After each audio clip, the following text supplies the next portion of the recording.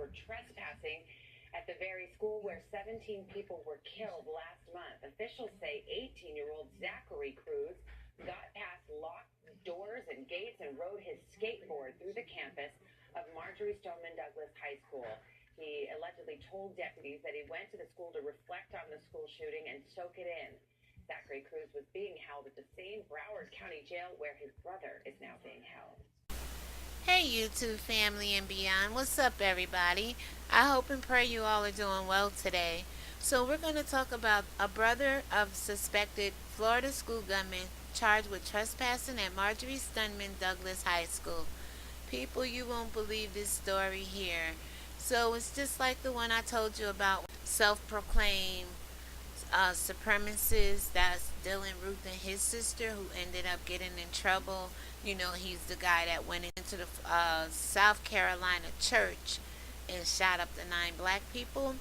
His sister got arrested. Well, in this case, we have Nicholas Cruz, the one who shot up Florida in the Parkland shooting, killing 17 people, and then his brother pretty much travels back to the same school. And let's find out why. So the report is coming in from Alex Johnson, and it goes on to say, quote, the half-brother of Nicholas Cruz, who is charged with killing 17 people at Marjorie Stoneman Douglas High School in Florida on Valentine's Day, was arrested and charged with trespassing at the school on Monday. The Broward County Sheriff's Office said in an arrest report that Zachary Cruz, 18, surpassed all locked doors and gates and proceeded to ride his skateboard through the school grounds, and told investigators that he visited the school to reflect on the school shooting and to soak it in. So the report goes on to say that the arrest report said school officials had previously ordered him to stay away from the campus in the town of Parkland. The report also goes on to say the sheriff's office said Cruz was recorded on the school security cameras. It said that the school would seek to prosecute Cruz, whose bond was set at $25. Nicholas Cruz could face the death penalty on 17 counts of murder and 17 counts of attempted murder in the attack on the school on February 14th, which I did a Valentine's Day called the most wickedest day of love or something like that, because there was some shootings going on with the 1929 Chicago massacre on Valentine's Day with your boy Capone. So with that being said, I'm going to go ahead and transition, and I'll be right back with you. Thank you.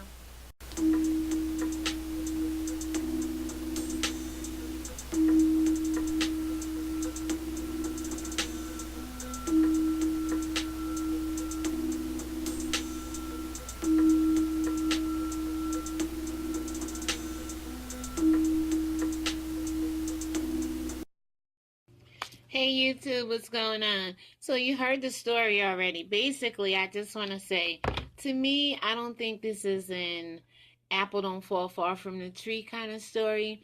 I think it's more birds of a feather flock together. And the reason why I say that is they're half brothers. Maybe they have the same mother, maybe they have the same father. Nonetheless, the son, the half brother here who just got arrested, like the brother who did the mass shooting, Nicholas Cruz, well, Zachary, I believe is, if he had the mother's trait and was acting like the mother, then the apple don't fall far from the tree, or the father. But here, it's like the birds of a feather flock together. So what's going on is, I put a couple questions down here, and I need your help kind of just going through it all, you all. So I hope everyone's having a great day today. And, in the video clip, we found out he said that he wanted to go soak everything in. So what I want to know is, YouTube family, friends, and beyond, subscribers, my first question is, what did he really go back to that school to embrace? Breaking all the laws, being banned from the school once before. What was it that he actually went back to that school for? Did he go to sell some drugs? You know, boys will be boys, and maybe he went there to sell drugs. I'm just throwing that out there, but I have some stuff here I'm going to ask you about. So, what did he really go back there to that school for? Did he go back to the school to remember the tragedy so it wouldn't happen again, like in his brother's case? 17 people ended up dead on Valentine's Day. Was he at a place in his life where maybe he was going on trying to do something, maybe himself, not particularly at that school, but maybe he was feeling certain kind of way, and going to the school might have possibly said, like, within himself, this calms me down. I remember what my brother did. I'm not going to do it. Did he go there to pay his condolences to the victims, the families? Did he revisit the site, just to kind of go back there and say, wait a minute, what really happened here? Sorry about that, YouTube. I do apologize. Sorry about that, YouTube. I do apologize. But what could he very well be experiencing here, wanting to go soak it all in? Because on February 14, 2018, 17 people lost their lives. If you go back and do the research on Capone, you will see in 1929, I believe the same amount of people lost their lives. I put a clip within the video. You can check it out. But it was either 17 people lost their lives or 17 people assisted Capone in killing and doing what he did that day. So, did he go back to pay condolences? Was he feeling some kind of way, remorseful?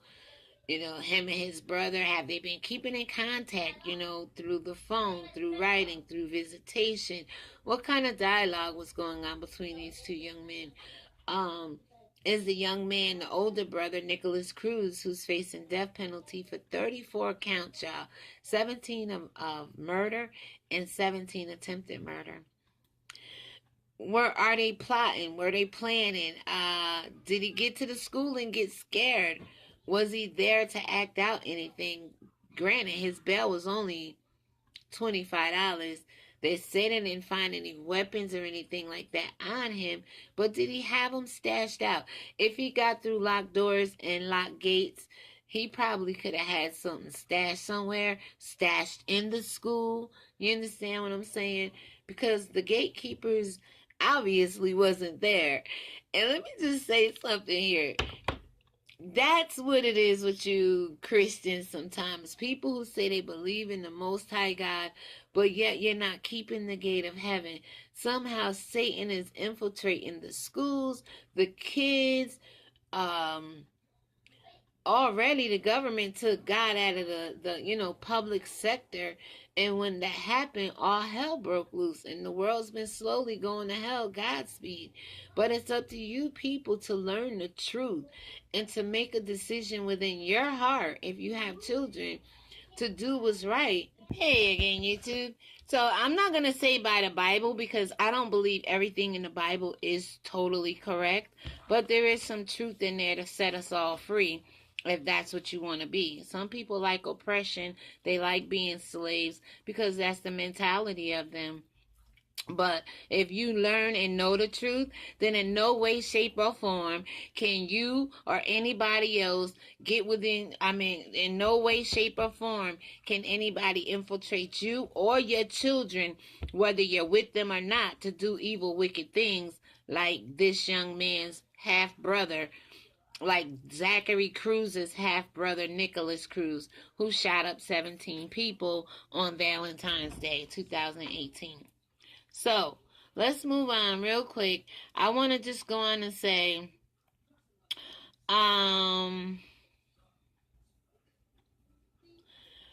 was he there to kind of like see how he can do it, if he wanted to do it, to scope the place out, to basically, just to see if he can get away with it. Or, like I said, if he's riding his skateboard guys through the locked doors and the locked gates and through security and staff and probably teachers and students and everybody else, he found a way.